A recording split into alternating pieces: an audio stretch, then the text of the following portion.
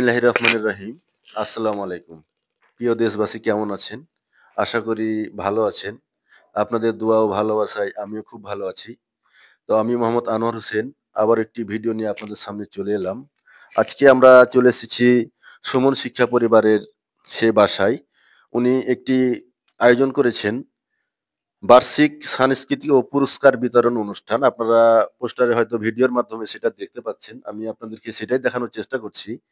তো আজকে আমরা সুমন শিক্ষা পরিবারে চলে এসেছি মূলত একটি ভিডিও বানানোর জন্য। উনি এত বড় একটা আয়োজন করেছেন। আসলে সুমন শিক্ষা পরিবারের যে মালিক, যে এখানকার কর্মকর্তা যিনি এই শিক্ষা প্রতিষ্ঠানটাকে চালাচ্ছেন, মূলত আমরা তার কাছেই যাব যে আসলে উনি এত বড় একটা অনুষ্ঠান করেছেন।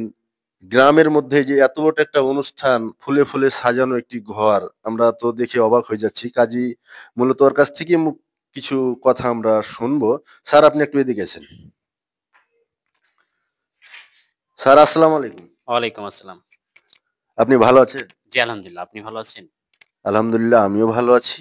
তো আমি স্যারের মুখ থেকে কিছু কথা শুনবো, তারপরেই আমরা আপনাদের সেই ঘরটা ঘুরিয়ে আপনাদেরকে, সুমন পরিবারের ঘরটা ঘুরিয়ে আপনাদেরকে মূলত দেখার চেষ্টা করব। তো আমি চলে যাচ্ছি স্যারের কাছে। স্যার, আপনার নাম পরিচয়টা যদি একটু বলেন। আমার নাম হচ্ছে সুমন ইসলাম।